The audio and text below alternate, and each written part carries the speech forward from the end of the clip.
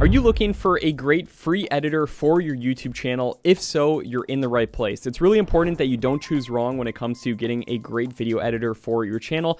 And in this video, I'm going to show you how to choose the absolute best editor and give you a bunch of options, but then distill them down into what is the best option for you personally, because it's going to depend on your situation, your operating system, and the device that you're using. Now, I'm going to show you these editors in the context of doing YouTube because I've been doing YouTube for the past 10 years. I've tried every single video editor out there when it comes to editing videos for my channels. And I personally have edited hundreds and hundreds of videos myself. Obviously, I have a team now that edits a lot of my videos for me. And also, I run a software company called VidAI that helps faceless YouTubers generate full 20-minute videos using AI completely. But the thing is that VidAI is limited to just stock footage types of videos. So if you're doing those types of videos, it's amazing for that, but it's not free, so I'm not going to be including it on this list. I'm going to only be showing you free editors on this list. So without further ado, let's get into my first recommendation, which is OpenShot. Now, OpenShot is a traditional based editor that you can download on your computer. It's available for Windows, Mac, Linux, and even Chrome OS, which is pretty rare for a video editor. And it's a very basic editor.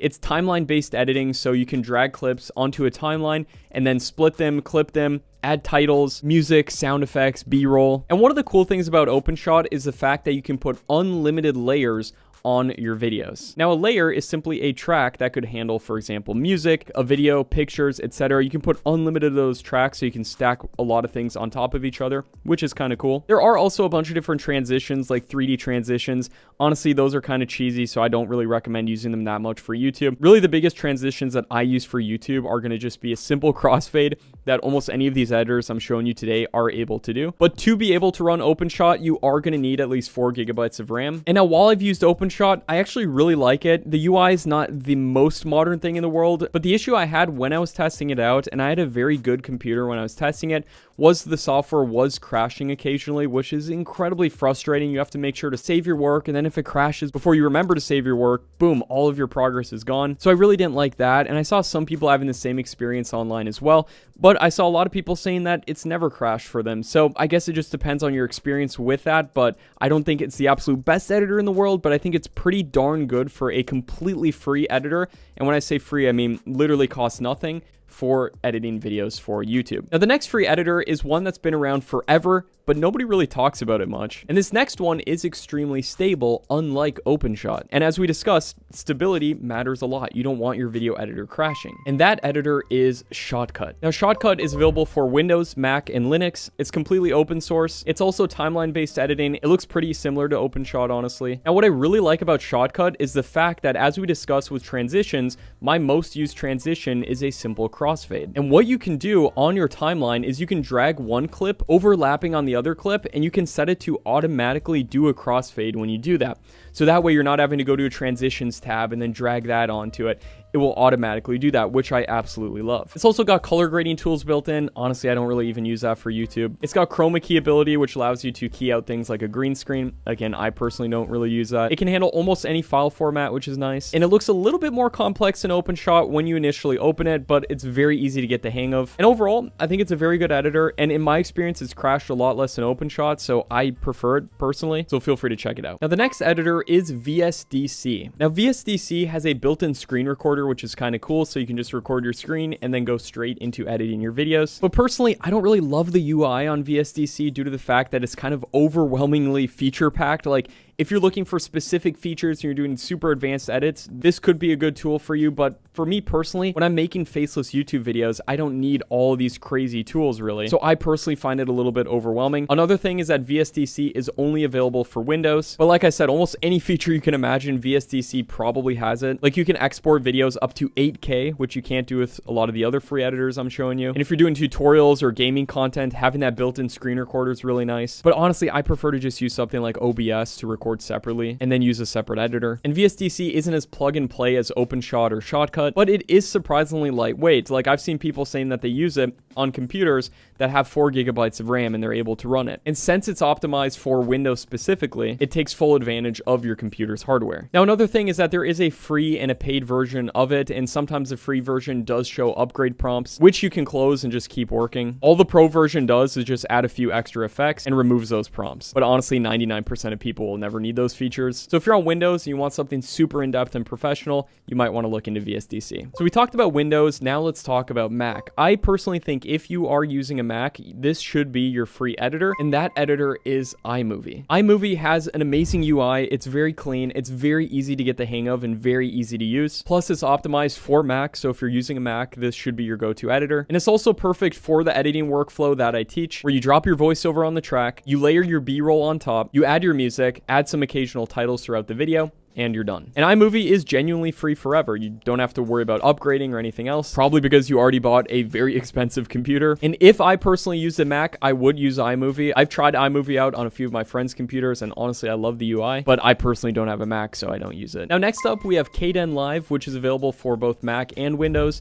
It's a really great all-in-one editor. It's really good. My only gripe with it is that it is a little bit complex and it can be a little bit intimidating when you initially open it up. But if you're coming from some expensive paid software like Adobe Premiere or something, this can make the transition easier if you're transitioning to a free video editing software. Plus, it utilizes something called proxy editing. So if you're working with 4K footage and you want to tax your system less, what Kdenlive will do is it will create smaller versions of those videos for editing to make the editing a lot easier. And it's not until you do the final export of your video that then it will include those 4K files. So it's a super professional editor, honestly too professional for me personally, but if you're looking for a lot of tools, it is still timeline-based editing as well, which is nice, then feel free to check it out. Now this next tool is one that has literally been used in Hollywood productions, but somehow it's completely free. Now yes, this does have a learning curve. A lot of people say it's very worth it.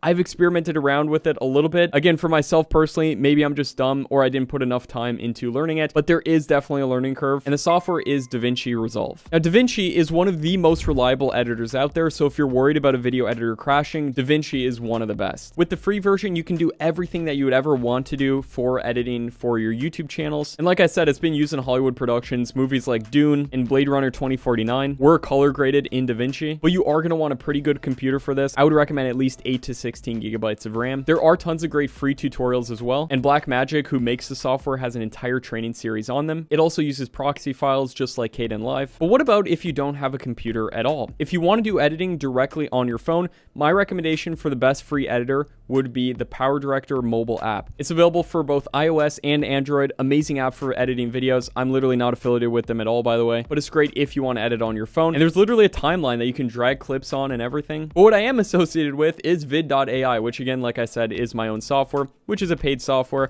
But I think it is worth mentioning that if you do want to create stock footage based videos as easily as possible, that is what I've designed vid.ai to be able to do.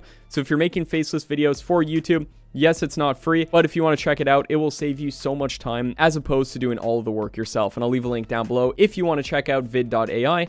But making videos is just half the battle when it comes to growing a successful YouTube channel. It's really important that you also understand the secret for growing really fast and, more importantly, monetizing correctly to make YouTube into a real business.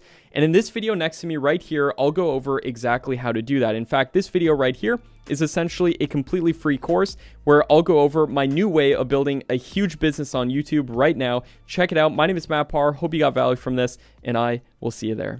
All right, so I'm currently at my dashboard on smmshiba.com, and do not get confused by the website names. SMMShiba and SMMDodge are actually the same website. So all you have to do once you've created yourself an account here is to go on list, click on this category icon, select, and here you want to select something, basically any option that says you from with video. So I'm going to choose this one right here. And this should be already fine. 2014, 2017. Yeah. Now I'm going to click on buy, confirm. And now you can go into your product orders and you will see this is pending. All right. The order is now completed. This didn't even take 2 minutes. What you want to do now is you want to copy that ID, and we want to be organized, right? Especially if we have multiple channels, you will not find them again. So make sure to save it somewhere.